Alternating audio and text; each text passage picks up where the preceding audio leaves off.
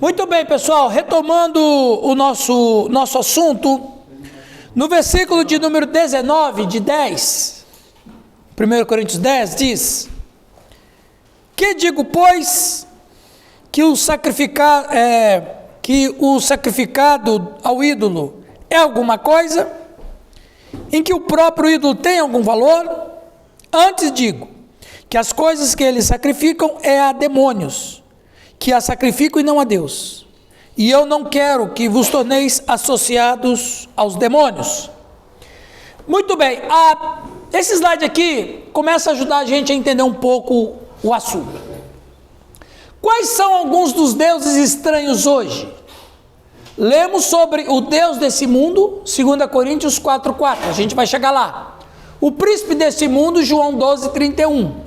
O príncipe da potestade do ar, o espírito que agora opera nos filhos da desobediência, Efésios 2:2. Esse atual sistema mundial, política, econômica, social, educacional e religiosa, está sob domínio do diabo e o mundo inteiro jaz do maligno. Ele é o Deus da maioria das pessoas e muitos membros da igreja lhe prestam lealdade. Preste atenção. Eu fiz uma pesquisa e eu fiz uma descoberta interessante. Em Efésios 2:2, usa a palavra cosmos krator.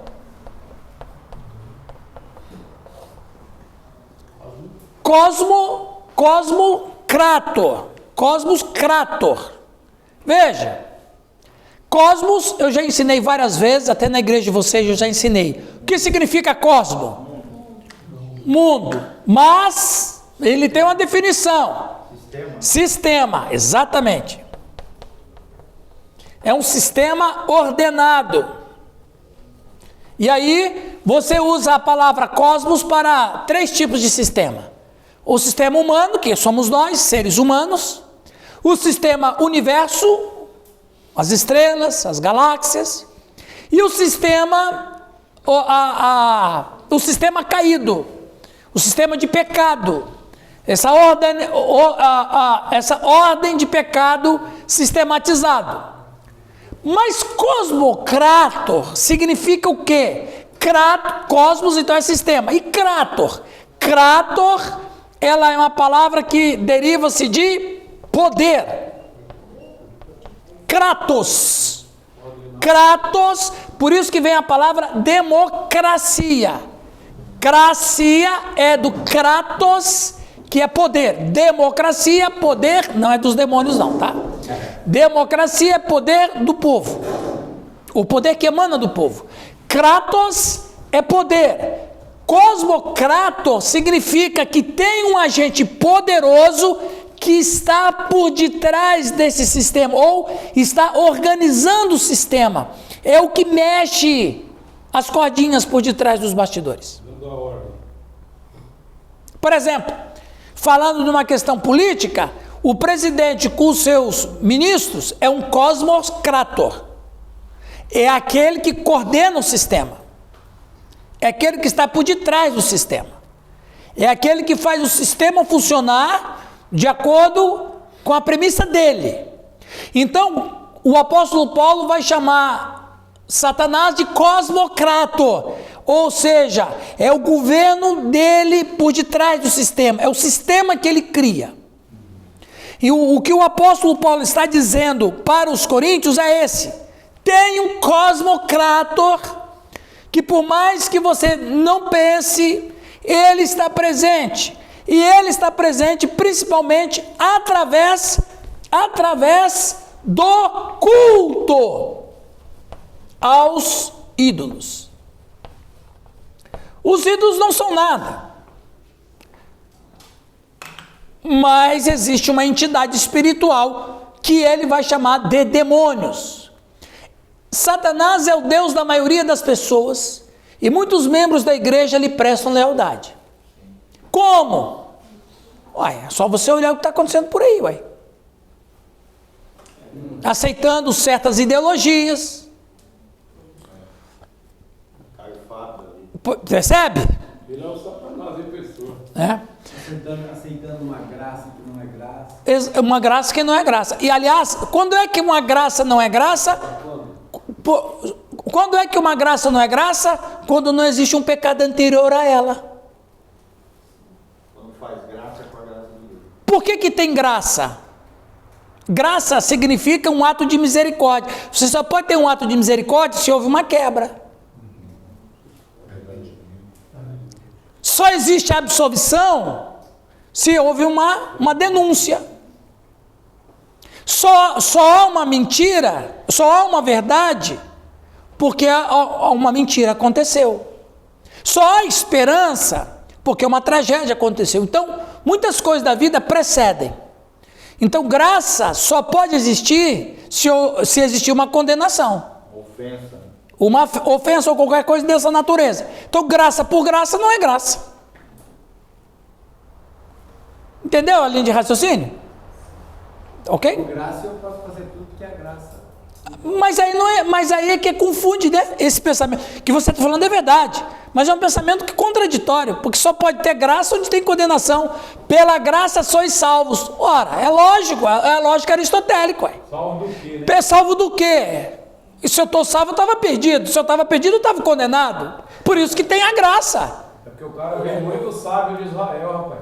Não, esse aí eu vou te contar. Ele abraçou assim, parecia que tinha uma coluna de fogo. O espírito dos profetas possuiu ele. Esteve no Monte Carmelo, não teve? Monte Marmelo também.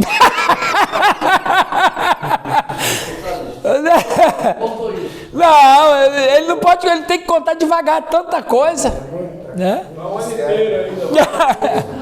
Muito bem. Tem um autor que fala muito sobre essa questão, né? Que é o Dietrich Bonhoeffer. Dietrich Bonhoeffer, Ele tem um livro chamado O Discípulo. E aí o primeiro capítulo ele dedica para mostrar o contraste entre a graça barata, que é isso que você está mencionando, né? Fazer graça para a graça de Deus, e a graça preciosa, que é a verdadeira graça. E qual é a verdadeira graça? É aquela que vem. Conceitos, né? Ué. São contrapontos, são contrastantes. É tão interessante essa ideia de graça para mim fazer tudo, então já não é graça mesmo. Eu penso que eu estou na graça, mas eu não estou. Não tá, você está na carne. Você está em desgraça. Luciano Subirá, que fala muito desse, tem um livro, inclusive, que fala sobre graça, sabe? No entanto, a palavra de Deus nos diz claramente para não amarmos o mundo, o sistema caído, as coisas que é no mundo, e que se amamos o mundo, o amor do Pai não está em nós. Esta não é uma... eu escrevi isso aqui de provocação. Esta não é uma era cristã, é uma era pagã. E há mais pagãos do que nunca. Até dentro da igreja. E aí você fala, mas como é que o paganismo está dentro da igreja? Através dos falsos ensinos dos falsos profetas. Falsos mestres. Estamos cheios, gente. Nós hoje vivemos uma igreja pagã, em muitos de seus princípios. Se Satanás é o Deus dessa era, então o amor desse sistema mundial é idolatria. Percebe? Muito bem. Alguém lê para nós, por favor? Cadê o microfone, pastor? Só um pouquinho.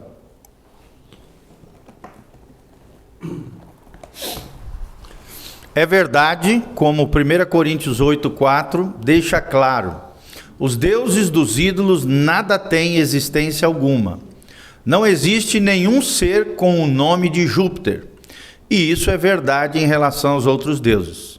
Mas algo existe, algo que é muito mais terrível do que esses pseudo-deuses.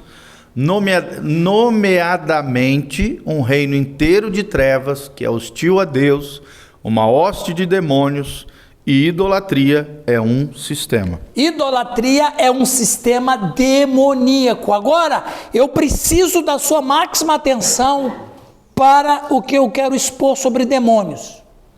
Não existe uma origem definida sobre demônios. O Novo Testamento não traz uma definição do que sejam demônios. Então preste atenção. É interessante de fato que a palavra demônios nas epístolas sejam sempre usadas no plural. Nenhuma identidade é dada a eles porque eles representam os poderes do mal, sendo sua cabeça Satanás. Embora os pagãos considerem seus ídolos como seus deuses, na verdade eles não são deuses, mas demônios não identificáveis. Começamos por aí. Paulo diz que a idolatria, o culto idolatra, o ídolo não é nada, mas o culto que se faz, preste atenção. O ídolo não existe. O bezerro, o ápice. Mas o culto que se faz é outra conversa. O problema, e Paulo vai dizer, não é o ídolo. Existe diferença entre ídolo e idolatria. Qual é a diferença? Ídolo é só uma imagem. Idolatria é o culto a essa imagem. E o culto a essa imagem é uma liturgia demoníaca. Esse é o problema. Você pode ter um ídolo de um anjo lá na tua casa. Não tem problema nenhum. Eu até acho uma obra de arte bonita, aqueles anjos bem feitos e tal. Você pode comprar uma imagem de um anjo. Decoração. Hã? Decoração. Exatamente, você pode comprar a imagem de um anjo e colocar lá na mesa da sua sala. É decoração, é um ídolo, mas você não adora aquilo. Você tem o ídolo, mas você não tem a idolatria. A idolatria que é a dependência cultica. Só tem que ter muito essa consciência. Mas aí é que no contexto brasileiro, você tem um anjo da tua casa, vão dizer, olha, ele é idólatra. Aí é cabeça. Aí o cara vai ter uma imagem lá pro lado e ele não adora ela, é só por inveja. É só por inveja, é só uma decoração, mas não pode, a gente não pode. Vamos voltar ao que Paulo disse? Eu vou abrir mão do meu direito de ter a imagem de Jesus Cristo na minha casa, porque eu posso fazer alguém tropeçar. Entendeu? Mas se você for nos Estados Unidos, tem igreja luterana livre que tem imagem do Cristo, não na cruz, mas tem imagem do Cristo. Hã? É normal e tal. Pastorzão, tem imagem na cruz do Cristo. Não, só o Cristo só. É. Mas hoje, se você colocar em algumas igrejas, coloca a nossa lá, Não. coloca uma cruz na frente, alguns já Já escandaliza. Na nossa, não, nós temos a cruz para todo quanto é canto. Inclusive, você falou o Marcos falou do drogado. Ei, Marcos, você falou do drogado? Esse tempo atrás nós estávamos no culto aqui na nossa igreja lá Paraná. Na nossa igreja lá Paraná tem uma cruz enorme lá. Você esteve lá já? Tem uma cruz enorme, uma cruz vazia. Tem uma cruz. Chegou um bêbado lá, entrou bem na frente do altar e disse: Mãezinha querida! Aí se ajoelhou, rapaz.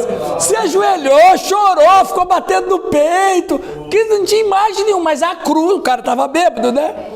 Então a imagem da cruz fez ele imaginar que tinha uma Maria ali, né? Aos pés da cruz, né? Agora a imagem original da Aparecida, lá do Aparecida do Norte, rapaz, ela é de ouro. Pois é, A né? original é... Agora ali, pessoal, agora que entra a questão interessante. A palavra... Viu, pessoal? A palavra original do grego antigo, daimon... Deixa as crianças ali... Já estão pensando na Aparecida. Não parecido. Lá no ouro. A palavra original do grego antigo, daimon, não carregava, preste atenção, conotações negativas, pois denota um espírito ou poder divino. A concepção grega de daimon aparece notavelmente nas obras filosóficas de Platão. Os termos gregos não têm nenhuma conotação de maldade ou malevolência. Os demônios da cultura grega são seres intermediários entre deuses e mortais. Este é o julgamento de Platão, que será considerado decisivo. Olha o que Platão dizia: todo demônio é um ser intermediário entre Deus e o mortal. Na cultura grega, daimon,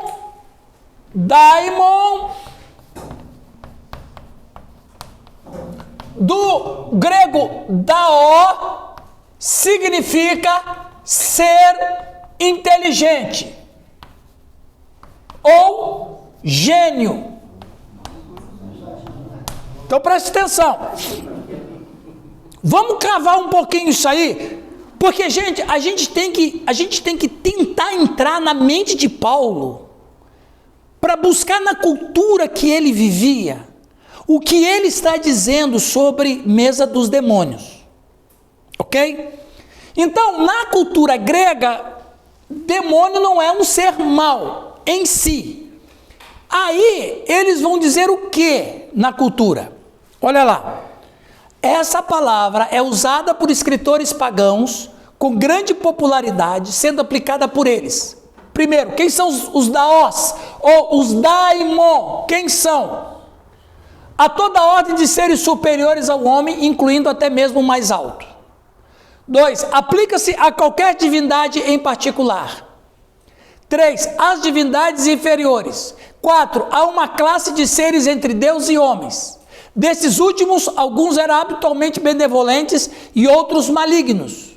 A primeira classe pertence aos gênios tutelares das cidades e os espíritos guardiões dos indivíduos, como o demônio de Sócrates. Então eles vão dizer na cultura que Sócrates tinha um demônio com ele.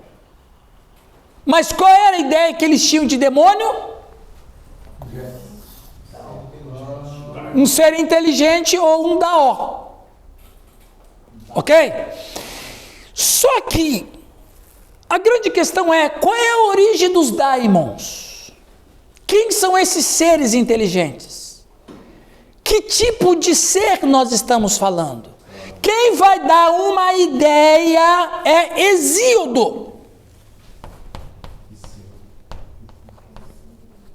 Hesíodo, que foi um poeta orador grego, ele vai dizer, Hesíodo, que houve um período na Terra, na verdade, Hesíodo vai dizer que há 5 eras, que ele chama eras dos homens.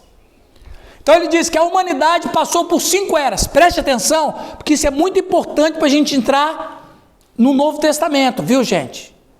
Primeiro, o Hesíodo vai dizer que havia a era de ouro. Era de ouro.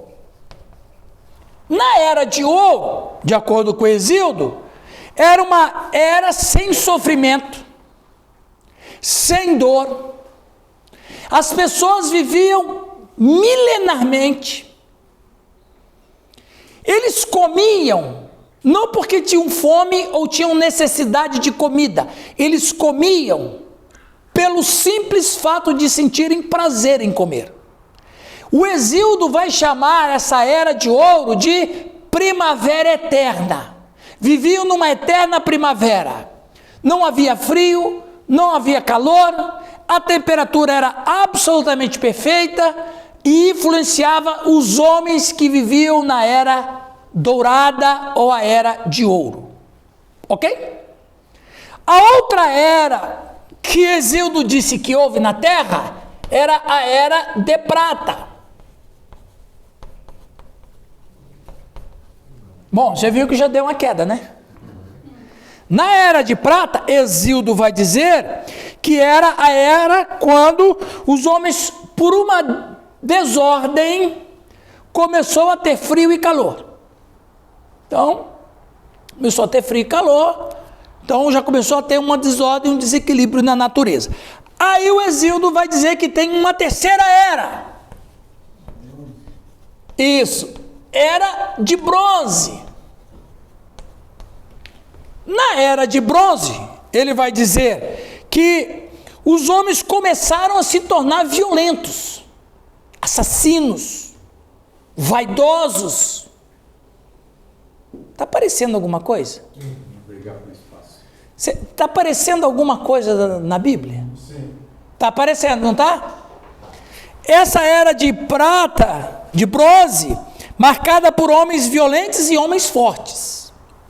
Muito bem, agora ele traz uma outra era, a era dos heróis.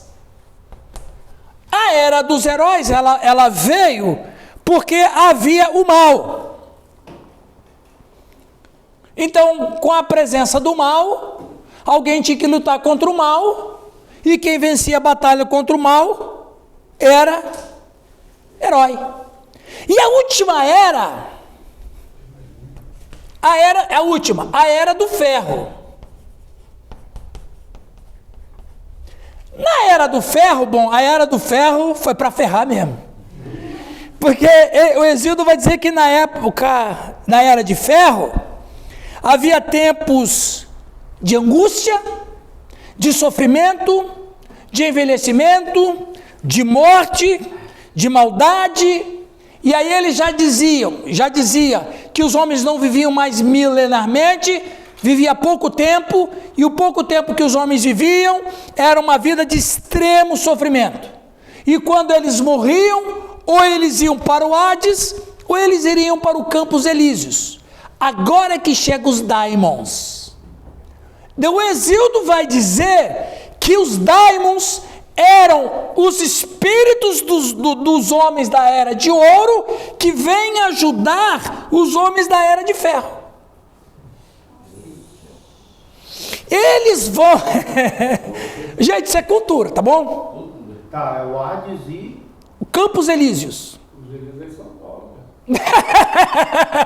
No Rio de Janeiro também tem Campos Elíseos.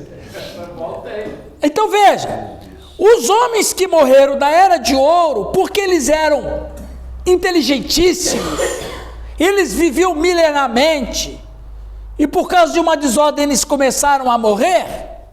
Então o espírito desses homens que morreram, eles vêm ajudar os homens da Era do Ferro, porque a Era do Ferro é marcada por tudo que não presta.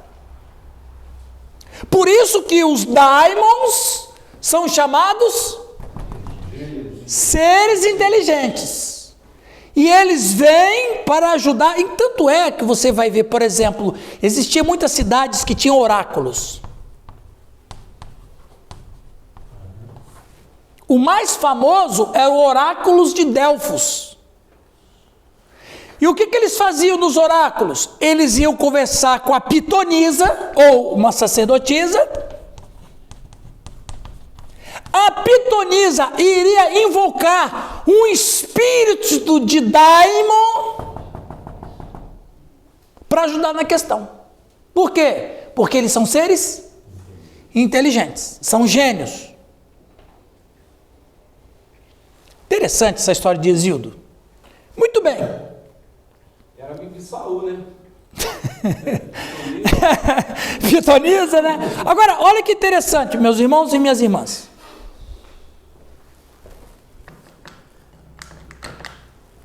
Falando dos demônios. Na cultura grega, os demônios eram de dois tipos. Eram as almas dos homens bons, da onde? Da Era de Ouro, que ao saírem dos corpos foram chamados de heróis. Foram posteriormente elevados à dignidade de demônios e posteriormente a de deuses. Então eles, na época de ouro, quando eles morreram, a alma deles, um pendeu para o mal e outro para o bem, e eles eram conhecidos como deuses. Também se acreditava que as almas dos homens maus se transformavam em demônios malignos. Os outros tipos de demônios eram de origem mais nobre que a raça humana, nunca tendo habitado corpos humanos. Agora olha aqui. Os demônios bons, eu estou falando de acordo com a mitologia de Hesíodo. Os demônios bons, os daimons bons, eles vêm para ajudar os homens. Os demônios maus, eles vêm para prejudicar os homens, e esses demônios maus nunca tiveram corpos. Mas necessitam. Você começa a entender alguma... Opa, eu estou achando uma coisa aqui. Tem alguma coisa que eu estou conhecendo. Plutarco, filósofo grego do século I, ele diz o seguinte: é uma opinião muito antiga que existem certos demônios perversos e malignos. Por que ele diz que é uma opinião muito antiga? Porque Hesíodo viveu 700 anos antes de Plutarco.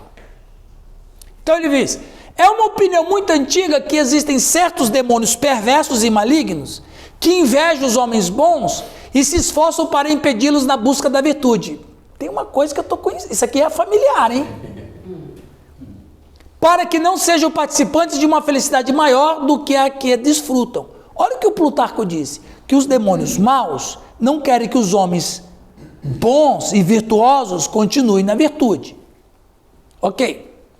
Flávio Joséfo, historiador, esse é sempre totalmente, olha lá, o assembleano total. Assembleano adora.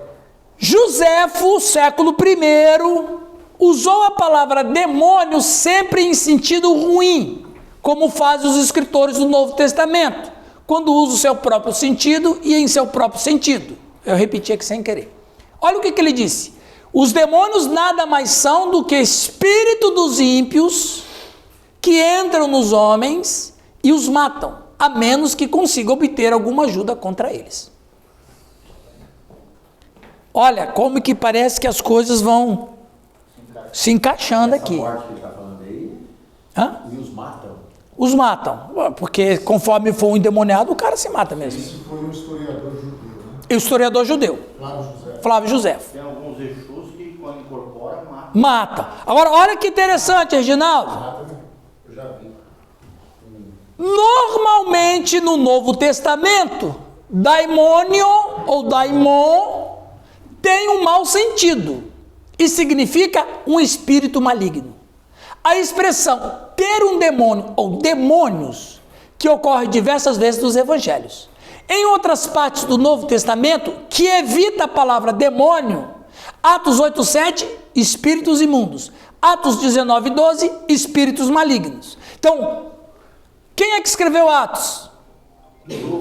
Lucas conhecia a história dos daimons? Claro que conhecia, ele era grego. Ele escreveu Atos. Ele não chama demônio, porque ele sabe agora fazer a diferença. Ele não chama demônio para não confundir com isso aqui. Os demônios vão pensar que é coisa boa. Eles vão pensar que é coisa boa. Ele escreve o livro de Atos para quem? Para um amigo dele chamado Teófilo. Quem é Teófilo? É um amigo grego dele. Ele quer convencer Teófilo que as coisas que aconteceram com Jesus eram verdade e que o Teófilo não é um cara convertido ainda. Mas ele escreve o Atos e envia para Teófilo, então o Teófilo acredita nos daimons bons, mas o Lucas, pela conversão a Cristo, ele começa a ter uma diferenciação.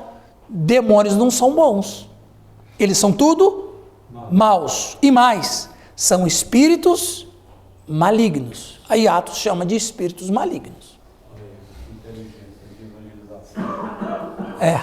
Nos escritos cristãos, a palavra demônio sempre significa um ser maligno, embora seja curioso que no Novo Testamento e na patrística, e aqui eu pego a atenção de vocês, o próprio Satanás nunca seja chamado de daimon ou daimonion. Seus anjos nunca são chamados de demônios. Agora existe uma diferença. Satanás. Diaboloi, isso. Satanás é um ser, demônio é outro ser. Rapaz, vocês estão no cetel, bicho, velho. Vocês estão no cetel. Vocês estão no cetel, bicho. Aqui é outro nível.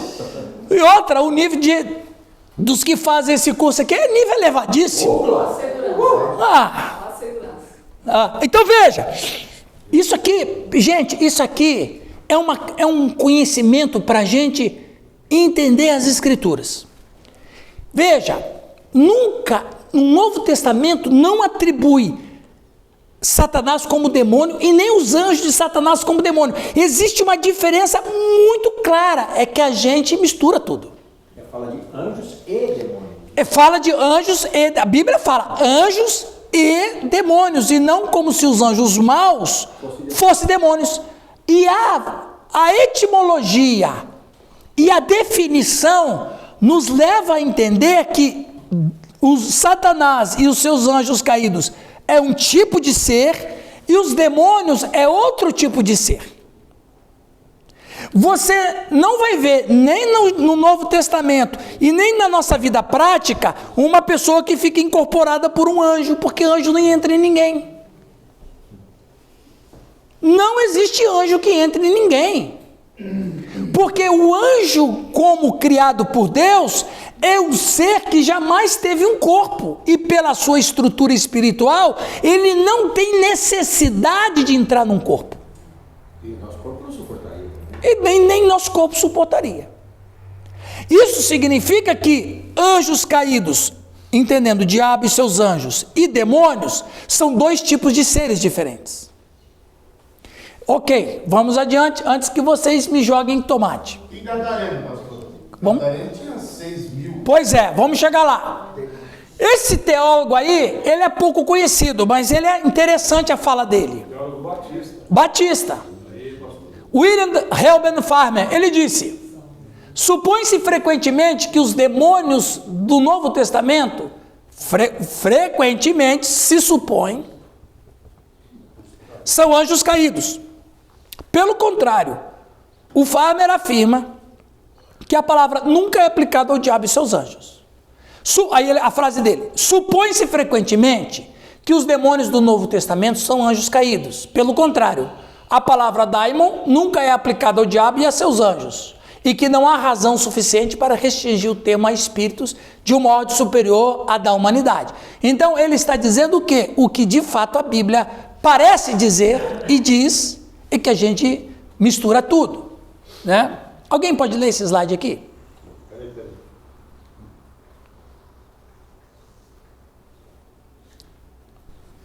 É ainda insistido que é justo e natural supor que os escritores do Novo Testamento usem a palavra demônios no mesmo sentido em que foi entendida por seus contemporâneos. Pausa aí, pastor Giovanni. Prestem atenção. A nossa mente é uma mente brasileira do século 21. O nosso idioma é o português. Tradução se perde muita coisa e nem sempre o que o autor disse vai ser compreendido por nós em sua totalidade por uma questão linguística. Olha, lê de novo essa última parte, Giovanni, isso é importante. É ainda insistido que é justo e natural supor que os escritores do Novo Testamento usem a palavra demônios no mesmo sentido em que foi entendida por seus contemporâneos. Então, quem leu no Novo Testamento demônio, todo mundo sabia o que estava sendo falado. Sim. Que não tinha relação com Satanás, mas estava falando de uma outra categoria de ser. Continua. O que, como aparece em Joséfo e outras autoridades, foi o dos espíritos dos maus, e que esses escritores quisessem dizer outra coisa, teriam notificado um desvio tão grande de uso popular. Então, quando os escritores falam de demônios, o Lucas principalmente, ou os outros, eles sabem o que estão dizendo. Agora, a grande questão é, Newton, o que Paulo quer dizer com mesa dos demônios? Aí é que é interessante. O que Paulo está querendo dizer com essas informações na mente é a seguinte: os demônios são seres espirituais que não têm uma relação com Lúcifer, uma relação ontológica. Não é isso aí, Giovanni? Ontológica. Ontologia é estudo da natureza do ser. Não tem uma relação ontológica, mas tem uma relação de rebelião. Quem são estes seres que a Bíblia chama de demônios e espíritos malignos, e os poetas gregos e os gregos também chamam de demônios? Que espíritos são esses? Aí ninguém sabe. Mas uma coisa se especula. É uma especulação. Não é uma afirmação, porque até mesmo a Bíblia não fala sobre isso. Mas tudo que há tipo de conhecimento que a gente puder ter sobre os mais variados assuntos, a gente tem que ter. Pelo menos para dar uma resposta: olha, não é isso, Mas tem uma informação que pode ser isso. Vocês estão entendendo? É uma suposição. Você pode trabalhar ela? Pode. Mas você pode afirmar ela? Não. Então, existe uma teoria que houve na Terra, antes de Adão, seres que não eram humanos, porque existe muito mistério, né? O Shakespeare dizia, não é? Entre os céus e a terra, como é que é lá, Sérgio?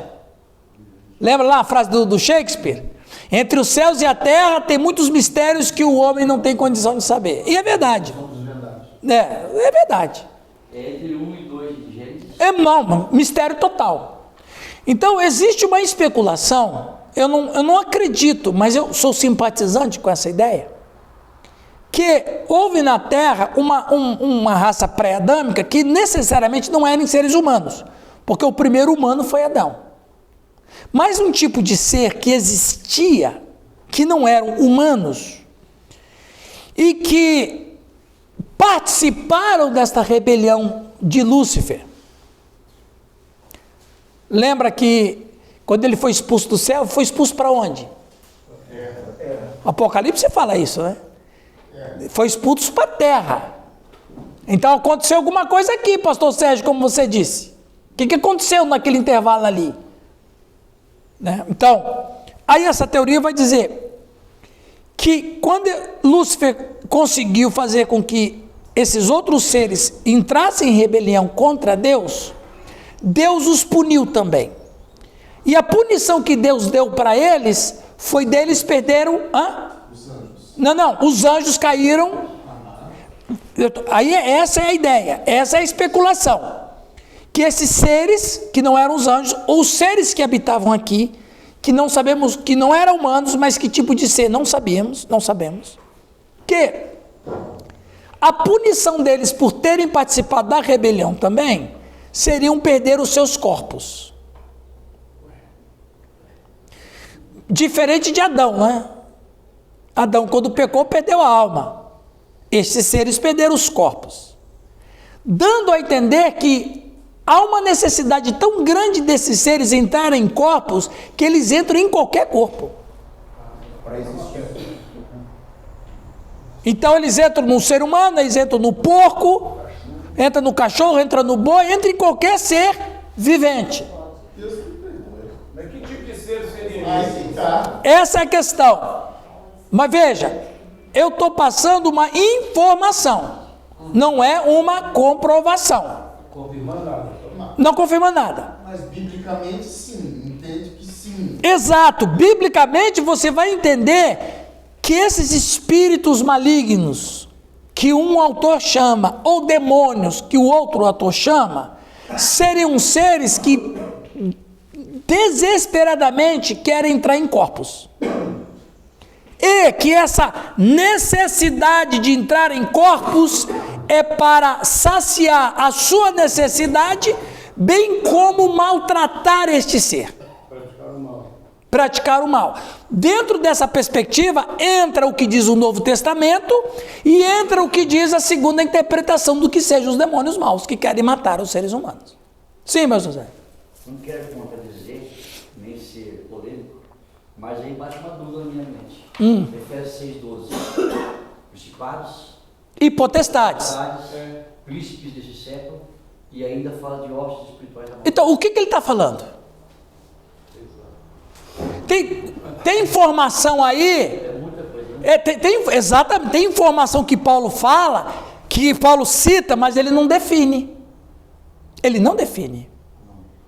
Que é um mistério, que se Deus não quis que ele revelasse, não quis que ele revelasse. É uma espécie de hierarquia. E é a espécie não, é uma hierarquia, do qual os demônios estão submetidos à ordem de Lúcifer.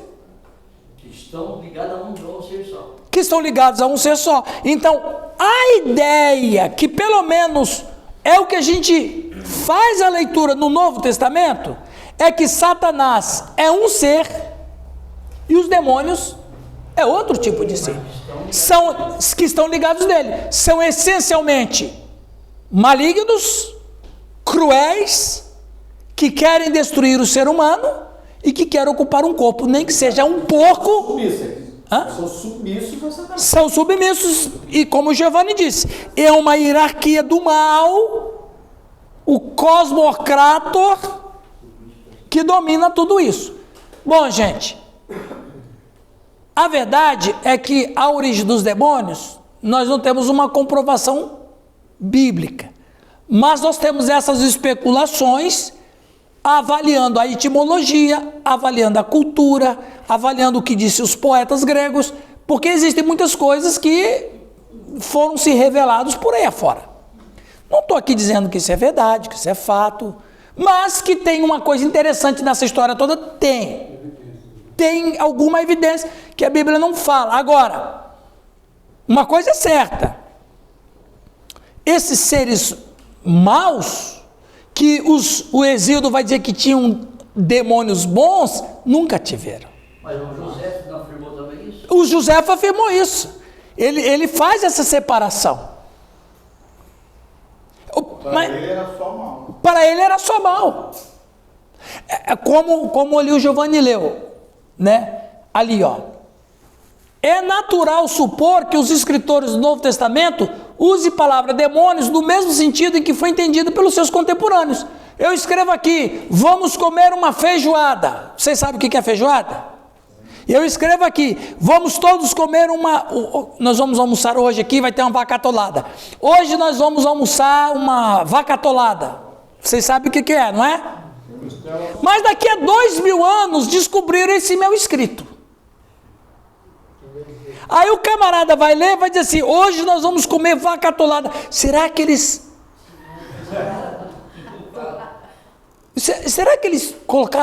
comeram a vaca dentro do poço? Um poço com barro? Percebe? Então, vocês que são meus contemporâneos, sabem o que eu estou falando. Mas daqui a 2000 anos, quem achar isso escrito não vai entender o que eu estou falando. Então, quando a Bíblia fala demônios, todo mundo sabe o que Paulo está querendo dizer. Sim. Naquela época, naquela cultura. O Lucas sabe o que ele quer dizer para Teófilo. Espíritos malignos. Então, ele sabe que tudo isso vem dessa cultura antiga grega. E outra, para piorar a situação, seria mais uma meia aula para falar disso, mas eu não vou falar porque não temos mais tempo. E essa crença em demônios, em Lúcifer e tudo mais, não era uma crença que o judeu no Antigo Testamento acreditava. Não acredito. E muitos até hoje não acreditam. Só após o exílio que houve uma explicação do que é. Por quê? Porque o Oriente Médio, o Oriente Próximo, onde o povo de Israel ficou cativo, juntamente com a mitologia grega, todos eles viviam em torno de espíritos malignos, dentro dessa crença. A própria noção de felicidade, por exemplo, é eudaimonia. Eudaimonia, exatamente. Ele controla os seus próprios demônios. exatamente. Esse é feliz. O Sócrates era inteligente. Por exemplo, o Pitágoras. Vou dar um exemplo para vocês. O Pitágoras foi um grande matemático. Dizem os escritores antigos que o Pitágoras ficou 10 anos no Egito sendo ensinado por um daimon. O quê? Ah, bom, ufa, eu falei depois.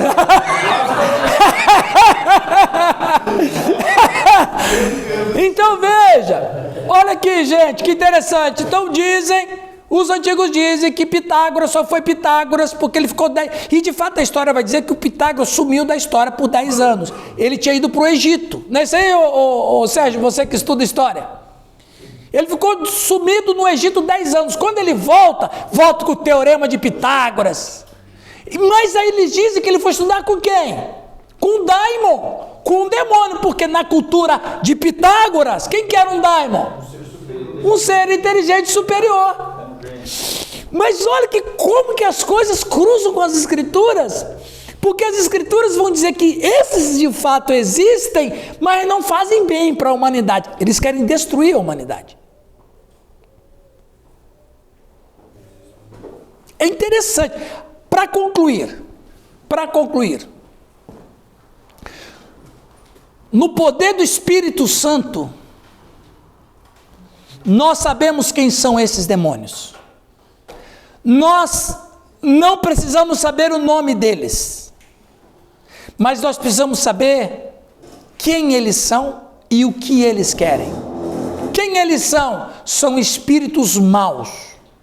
Se são da era de ouro ou se são de seres da raça pré-adâmica, eu não sei, mas são seres dos quais tem maldição sobre eles, tem uma maldição, e por causa dessa maldição, o coração, a alma deles se encheu de maldade, de malignidade, de perversidade, corrupção, e são esses daimons que estão por detrás da idolatria em Corinto. Aí, ó, onde a gente chega.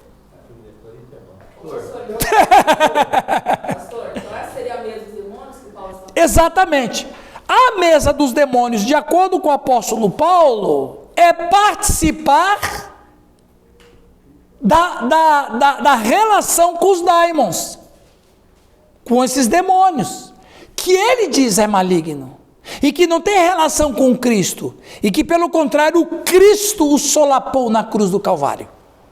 Despiu. Entendeu? Último slide. E principalmente envolvido na idolatria, né? Principalmente. Então o que acontece? Qual foi a forma que os daimons passaram a ser adorados? Na filosofia eles não eram adorados, porque na filosofia é conhecimento. Então os daimons não eram adorados na filosofia, eles eram reverenciados, mas não adorados. Mas eles eram adorados aonde? Onde que eles eram adorados? Nas religiões. Mas era o mesmo demônio. O quê? Exatamente. Então quer dizer, o Sócrates está sendo auxiliado por um daimon, mas ele não adora o daimon, ele só aprende com o daimon. Então o daimon não é adorado, mas o daimon oprime o Sócrates. Mas lá no templo, esse mesmo daimon ele é adorado como uma divindade. Aí o Paulo vai dizer, o ídolo não tem nenhum sentido, mas é a liturgia que se faz para ele, que é uma invocação de demônios, e não pode um cristão se associar com isso. Amém? Entenderam bem? Fala. Essa teoria de que os demônios que existem hoje são aqueles anjos que foram precipitados lá do céu para a terra, porque se aderiram à rebelião de Lúcifer. A gente já ouviu isso. Sim, e eu entendo, viu Calixto? Não procede pela Bíblia mesmo, pela cultura e pela tradição. Mas por que se associa demônios com anjos caídos? Porque ninguém sabe a origem dos demônios. Pode ser aqueles corpos lá que eles tiveram que sair. Então, pode ser. Então, por que se associa, na minha opinião, pelo que eu já estudei, por que se associa demônios com os anjos caídos? Porque ninguém sabe a origem dos demônios. Como eu não sei qual é a origem dos demônios, vai ser aqui mesmo. Quer dizer, no sentido, é tudo a mesma coisa. Mas ontologicamente, não. Não. Pastor, quando a Bíblia fala de anjos e demônios, está falando de dois seres. Dois seres. Espirituais, mas que são diferentes. Quando lá na igreja do pastor Oswaldo das Outras, o pessoal do demônio fala, sai que esse corpo não te pertence. É verdade. Porque eles tinham corpo. Eles tinham corpo. Algum tipo de corpo eles tinham. Ah, é? Agora, dentro dessa perspectiva aqui do pastor, por que ele se põe nomes? Zé Pilintra, isso e aquilo? Aí vai da cultura de cada nação. Nós geralmente aqui... É a cultura. Por exemplo, o que é Zé Pilintra aqui, ele tem um outro nome em outra cultura, mas nós estamos falando do mesmo ser. Mas a questão é o Edir Macedo coloca nome. Ele não somente coloca nome como entrevista. Né? Vamos terminar aqui. Vamos, eu pesquisei aqui no dicionário expositivo de palavras do Novo Testamento da Vini. Conhece a Vini? É um baita de um dicionário. Então aí eu trouxe aqui as definições, 10 definições ou 10 sobre demônios. Disseminam erros entre os homens e procuram seduzir os crentes, Timóteo 4:1. Como espíritos sedutores, eles enganam os homens com a suposição de que através de médiuns, aqueles que têm espíritos familiares, podem conversar com seres humanos falecidos. Eles tremem diante de Deus, eles reconhecem Cristo como o Senhor e seu futuro juiz. Os demônios glorificam a Cristo, pessoal.